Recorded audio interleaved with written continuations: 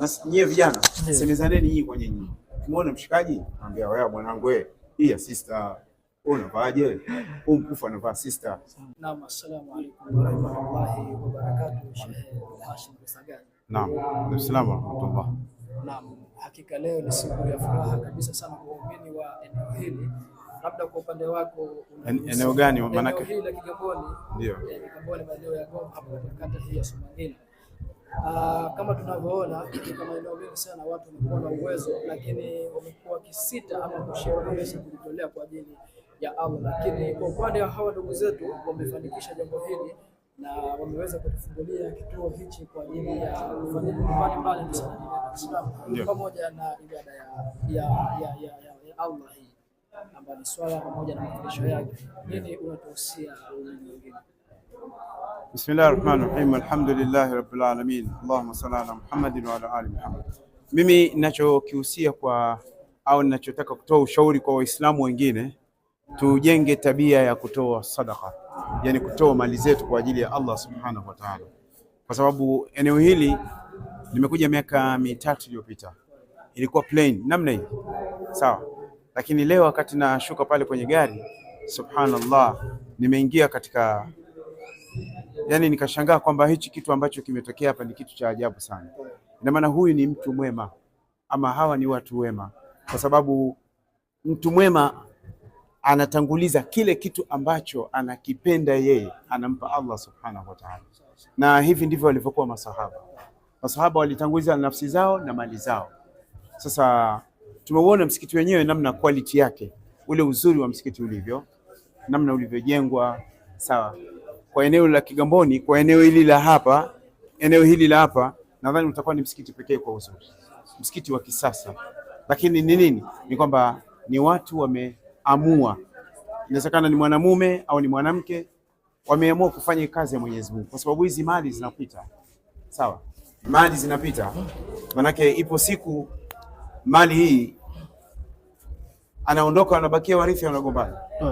Watafikishana mahakamani, hawasemezani, wanarogana, lakini yeye huyu tayari ameshajenga, kwa sababu Mtume anasema atakayemjengea Mwenyezi Mungu nyumba yake duniani, Allah anamjengea nyumba peponi. Kwa hiyo huyu tayari, sisi tunaona msikiti ni wa kisasa, lakini mjengo ulioko peponi yeye mwenyewe angeuona, nadhani angeongeza msikiti mwingine. Sawa sawa. Kwa hiyo ndio hivyo. Na ni ipi dhima ama jukumu kwa watu wa eneo hili ambao wamekiwa kitu kama hichi baadaye wakafanya kupuuza? Wajibu kwa kila Muislamu ambaye atakayekuwa anaswalia katika msikiti huu, kwanza kutunza miundombinu ya msikiti. Tumeona msikiti uko smart, nzuri sana. Na nimeona pale pembeni kama kuna nyumba nzuri, sijauliza, lakini na wasiwasi ni nyumba ya imamu. Au sio? Sadaka. Ile ni nyumba ya imamu. Tunaulizana swali, msikiti gani? Sawa, Dar es Salaam hii. Imam huu msikiti, yani imam pale anafungua geti pale, anatoka nyumbani kwake anakuja kuswalisha. Msikiti gani? Kama gani za misikiti namna hii? Labda misikiti miwili au mitatu ninayojua mimi, sitaki kuitaja. Sawa, kwa mjini pale Dar es Salaam, lakini ni kwamba hata mingine misikiti ya Dar es Salaam maimamu wanakaa mbali. Anaswalisha Kariakoo, anakaa Kisewe. Sawa. Sasa huyu nadhani ametoa, Muislamu mwenzetu huyu, ndugu yetu, ametoa mfano kwa Waislamu wengine. Maana yake ni kwamba anaweka kidole, jamani, hebu tukumbuke tunakokwenda, tusikumbuke tulipo. Tunakokwenda ni mbali, ni kuzito. Sawa. Hebu fikiria wale waliofariki wakati wa Mtume Nuh alayhi salam, mpaka leo wapo kaburini. Unadhani wanafanya nini? Wanasubiri hisabu. Sawa, wanasubiri hisabu, lakini matendo yao mema wanaishi katika maisha mazuri sana. Matendo yao mabaya wanaishi katika maisha mabaya. Sasa ni kwamba, yani, nilipotoka ile nyumba huku, ile nyumba umeiona ni nyumba quality. Umeiona kabisa. Sawa, nyumba nzuri ya imam na mke. Kwa hiyo hata imam naye anakuwa anajua, yani mke anajua kwamba thamani yote sikuthaminiwa ni sababu ya huyu mwenzangu. Na hiyo yote sababu ya nini? Qur'an. Huyu sio kwamba amefanya hichi kitu tu, ni kwamba kwanza amethamini na Qur'an. Sawa. Amethamini Qur'an. Maana yake ni kwamba huyu mwalimu, huyu imamu hapa, ni kwamba anasomesha watoto Qur'an na nyumba yake hii hapa. Unataka nini tena? Sawa. Tumeona mabomba yalivyokuwa ya kisasa. Kuna mabomba 26 mimi nimehesabu. Kuna vyoo vinafika karibuni 7. Kwa eneo hapa Kigamboni ni vyoo vingi sana. Sawa. Kwa hiyo ni kwamba wakazi wa hapa, kila Muislamu atakayeswali katika msikiti huu awe na dhima ya kulinda mabomba, yani atawadhe kwa umakini, sawa, yani asiharibu. Angalia, umeona yale mazulia? Tumeona kabisa. Mazulia mazuri. Ukisujudu pale utadhani unasujudia kwenye mgongo wa ngamia. Naam. Yani mazulia. Yani ile zulia tukisema mimi na wewe tuliuze, sawa? Naam. Tukisogea huko mbele usishangae hapa Kigamboni unaweza kununua kibanda kama kile. Haya mazulia ukisema uyauze, kibanda kama kile unakinunua. Lakini kwamba huyu ameamua kwambia, ya Rabbi, biashara zangu ninazozifanya wewe ndio umenipa, chukua. Sasa huyu mtu lazima Mungu amuongezee. Mimi namuomba Mwenyezi Mungu amuongezee kazi zake, ampe afya, yeye umri mrefu, yeye pamoja na apate kizazi kitakachokuwa kinajua thamani yake. Mwisho kabisa, kwa muhimu, sasa hivi maadili yamekuwa kiporomoka sana, na kuna ile mada yako ambayo imewavutia wengi, ile kuhusiana na masuala ya kuvaa kacha zile.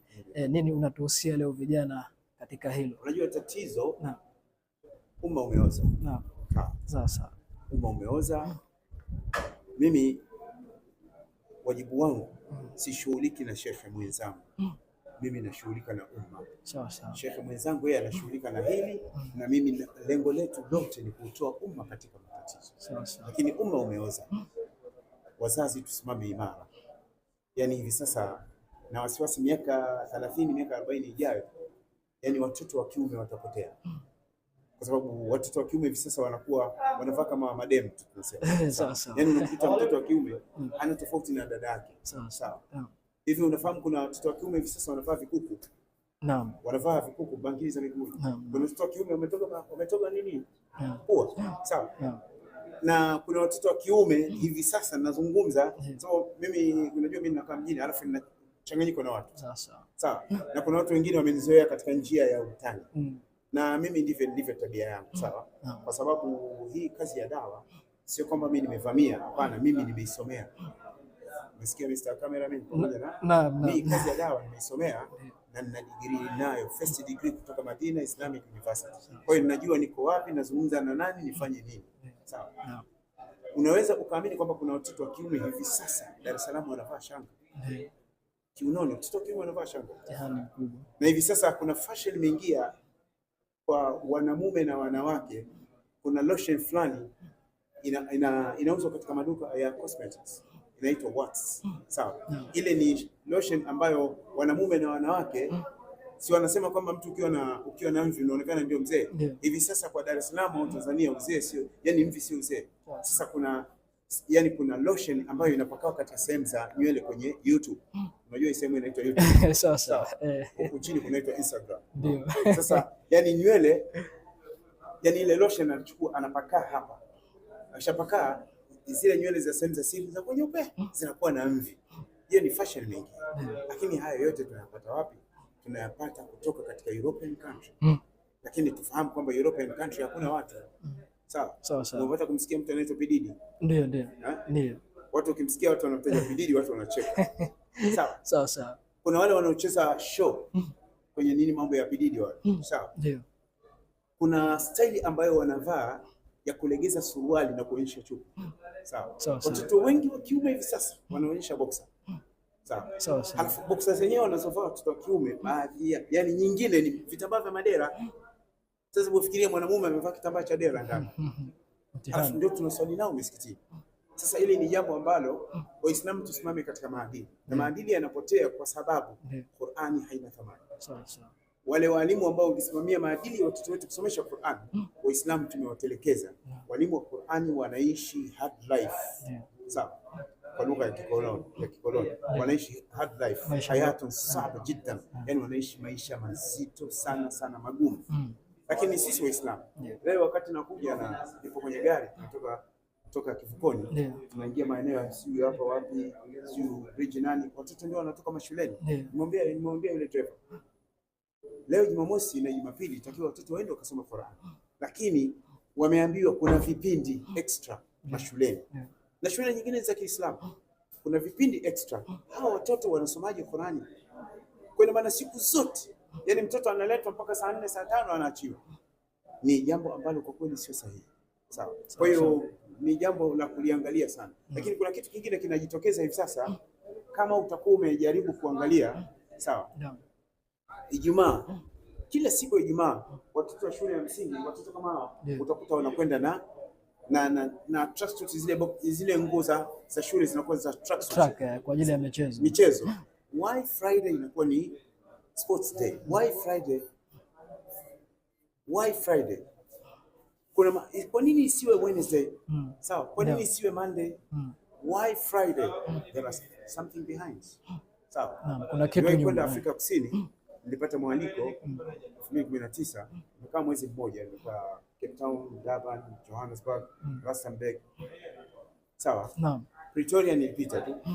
Lakini ni kwamba kuna mifuko fulani nilikuta imeandikwa Black Friday, Ijumaa nyeusi. Kwa najiuliza, kwa nini Ijumaa inakuwa ni siku nyeusi? Unaona? Kwa nini Ijumaa inakuwa ni siku nyeusi? Kuna matatizo gani? Na maana kuna kitu. Sasa mimi nadhani tuwe makini. Sawa. Na nyie vijana, semezaneni nyinyi kwa nyinyi. Umeona mshikaji? Anambia wewe mwanangu wewe, hii ya sister unavaaje? Mkufu anavaa sister. Sawa. Kwa hiyo kwa mimi pale shule kwangu Mkwajuni, wanafunzi wananifahamu. Pale hakuna anayevaa kacha. Sawa. Wala kuvaa nini. Wenyewe wananijua. Siwapigi fimbo, hapana. Sawa. Mimi fimbo zangu pale shule, kwa sababu pale Madina nimechukua degree ya theology na education. Sawa? Yaani na maana nimesomea na ualimu. Sasa kuna baadhi ya adhabu kwa mwanafunzi unamwadhibu kisaikolojia. Wenyewe wanafunzi wenyewe wanajua. Chukua mfano kama wiki 2 zilizopita nimeingia darasani before mimi nafundisha Arabic. Before kuanza ile somo nikawauliza wangapi wa maswali alfajiri, wakakaa kimya. Nikamwambia wale ambao mnaokaa camp najua mnaamshwa saa 10. Kaeni pembeni. Nikamwambia wale ambao wanakuja day. Nimekuta watoto 25. Wametoka katika nyumba za Waislamu. Hawajasali.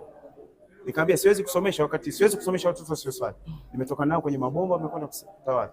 Wametawadha, nikamwambia mmoja adhini, baada ya kuadhini nikamwambia mwingine swalisha, nikamwambia muombeeni Mwenyezi Mungu msamaha mpaka saa hizi saa 4 Mungu angechukua roho yenu mngefanya nini? Sasa mimi mwalimu, sawa? Nashughulika na haya. Je, wazazi wenzangu wanayajua? Sawa. Kwa hiyo ndio wanasema kidole kimoja hakivunji chao. Kwa hiyo tushirikiane pamoja inshallah. Naam. Bila shaka mtazamaji umepata nasaha hizo kutoka kwa Sheikh Hashim Rusaganya. Ni kuombe tu kama mfuatiliaji wa vipindi vyetu uendelee kwa pamoja nasi na uweze kuwafanyia kazi haya ambayo Sheikh ametuasilishia. Asante sana. Asante.